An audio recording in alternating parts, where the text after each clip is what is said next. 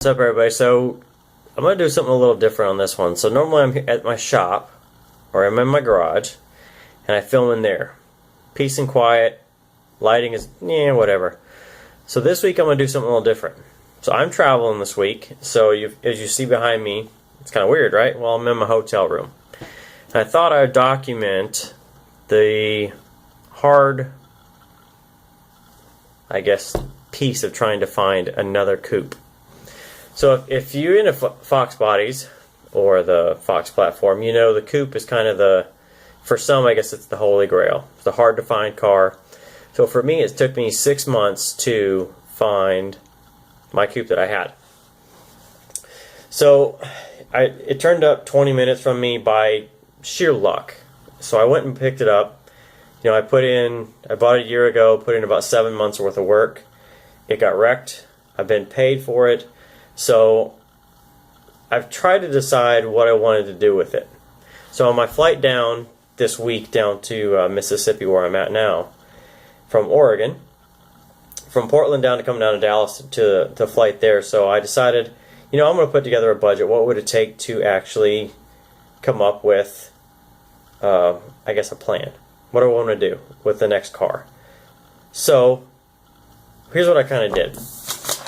So I sat down and wrote down a list of everything. I started putting things out together. So I have a rolling chassis, not even rolling chassis, I could just say a crashed 5-liter car, 5-speed. I knew everything was good. I just drove it. I knew it runs. What I need now is basically a body to put it in. So I devised a little bit of plan. So let me show you what I've got on my monitor, and I'll try to tell you how it went. So here's what I've been kind of working on. So there's a group out there run by, I think it's Jimmy Soto. So Jimmy's got this group called Find a Foxbody. It's out on Facebook. You basically put in some details. So here's what he's kind of looking for. What zip you're in, how far you're willing to travel. So like 300 miles to me is basically between San Francisco and Portland. Price I was looking for, so I'm looking for like $5,000. Year, I'm looking for 90 to 93 because I want the airbag wheel with the bigger front fenders that comes in the 90 and a half to 91 and 93. Obviously, I'm looking for a coupe. I'm looking for, doesn't matter because I have a 5-liter. Transmission doesn't matter because I have a 5-speed already. Color, don't care. So, he throws up 10 vehicles in there to look at coupes and everything. This is basically all off Craigslist. These are the same ones I found, but I thought, hey, cool, he found some that I hadn't seen that were kind of deep into the Craigslist pages or whatever. So this one here at the bottom was a red 92 perfect, because I had a 92 that was wrecked. They wanted $3,000. It was a rolling chassis. Called the guy, talked to him. It was a car that was running 9s on nitrous. They pulled the engine trans out, had all that stuff in from the San Francisco Bay Area. Called the guy Thursday, set it up time Monday to go down and get it. He sold it Saturday. So I was like, damn. So I scrolled around looking. I was like, nah, didn't really want it, didn't really want it, didn't really want it, not interested, not interested. So I get all the way up to the top, and I see this one outside Reno. So there's this one in Reno. It's been up for a few days. Really good looking car. I was like, well, I'm going to go down. I'll try to go down Sunday when I get back, since I get in Saturday. I'll go down Sunday or Monday, pick it up. I get down here, guess what? Sold. Moving on. So I look up, there's these top two. One's $1,200 for the blue one here. The maroon one here is $1,700. Both off Craigslist, both in Portland. I actually looked up the map. They're within miles of each other. Go figure that one, right? So I tell my wife, she says, hey, alright, so here's what we're going to do. I'm going to pick you up from the airport in Medford on Saturday. We're going to drive up to Portland Sunday morning. We'll look at both cars, and you decide which one you want. And if it can make it home, a 6-hour drive, you're driving it home. So, the blue one, I've sent the guy a text and an email. No response yet. The red one, guy's cool. Sunday morning, we're ready to go. So, here's where the adventure comes in. 1, will I get to Portland, see both cars? And 2, do I buy one? And 3, will it make it home? It's a 6-hour drive. So we'll find out. But I thought I'd just document it as kind of an adventure, and we'll see from there. So the next time you see me, I'll be somewhere in Oregon, hopefully going to Portland, and we'll check out these cars, or a car. And I think I'll probably buy one of these too and bring it home. So with that, you can see I've got two different cars I'm going to go look at. And from there, we'll see what happens. So if I pick one of those up and for some reason I do actually make it home, what I'm going to do is I'm going to drive it all year. I'm going to strip down the old wrecked coupe, sell off the parts I don't want. The blue one actually is blue interior, and the maroon one is the, what everybody loves to call the porno red interior. So I don't want either of them. I want the titanium gray that I had in my 92. So what I'm going to do is I'm going to basically strip whatever one I get.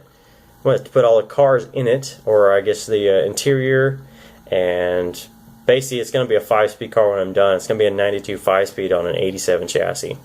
So what's going to happen? So I'm going to build it from scratch. I know one of those, like the red one, it's 120,000 miles, and it's not in bad shape. It's just worn out, driven a lot. So once I do that, I'm going to document building it up from the beginning, put some subframe connectors in, lower control arms, bushings, all that stuff. I'm going to fix it all and basically build it from scratch. So we're going to start with this way and see what happens. So hopefully you're along for the ride and you enjoy it, because I know I'm going to.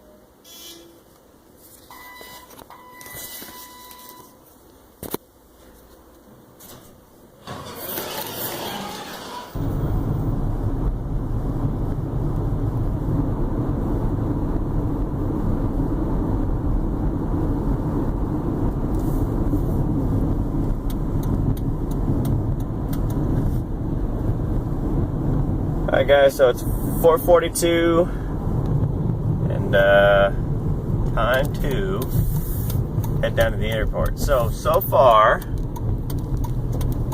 tell you where we're at. So the blue Mustang that I showed you, of course, sold yesterday.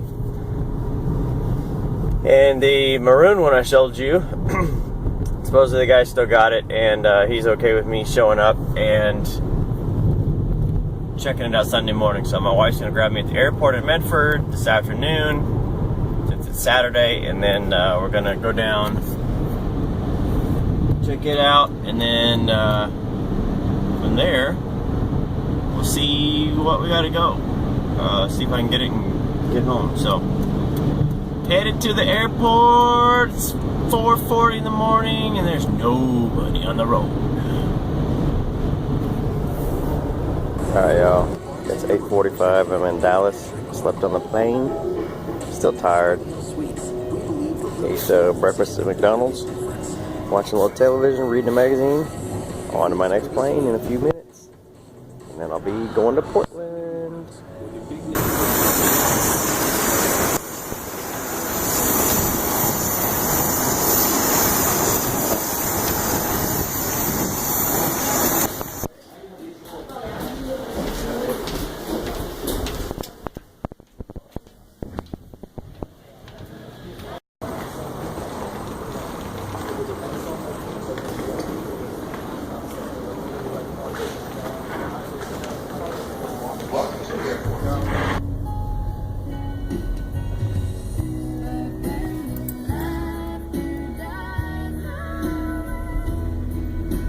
They do rentals and everything.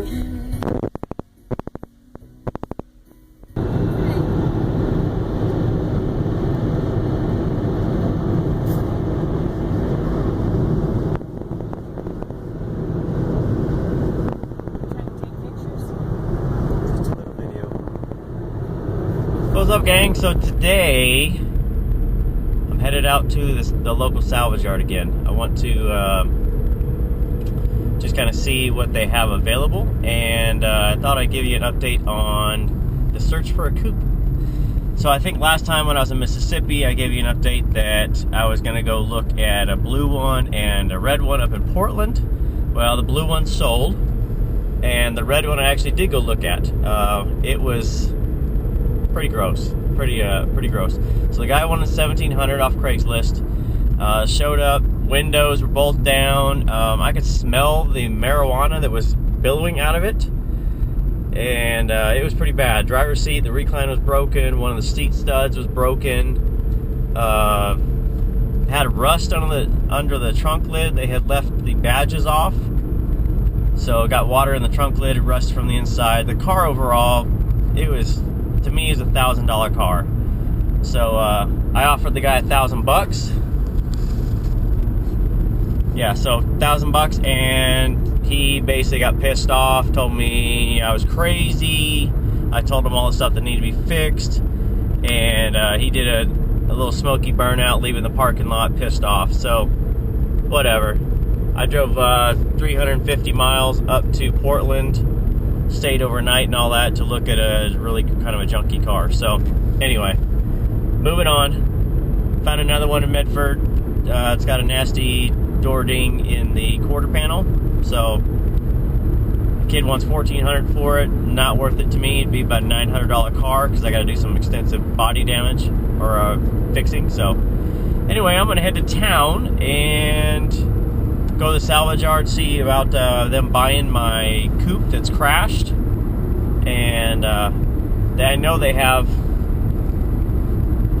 a couple coupes there because I've been to the salvage yard. When I went last year, I never was interested in buying a shell because they already pulled the engine and transmissions out. But they're good, clean shells, so I'm going to go check them out and see if they want to sell one. I already have all the stuff I need to build one. I just need a shell, so I'm going to go check that out and see what's going on. Alright guys, so I just left the salvage yard. Battery is dead in my Versa, which now really pisses me off because I got one more stop to do. So anyway, they'll buy my coupe, or they'll take the metal from me. He said they're not getting very much, so maybe $70 for the sheet metal or whatever. And they can't sell anything in there. They don't have any paperwork for it. They had a beautiful, pristine 93 4-cylinder body that really would be perfect for whatever I need. I have all the drivetrain and everything. It would literally bolt in, but they don't have the title for it to even sell it. So unfortunately, the search goes on for a coupe. So with that, I'm going to keep looking at the nickel ads, Craigslist, and all the other fun stuff.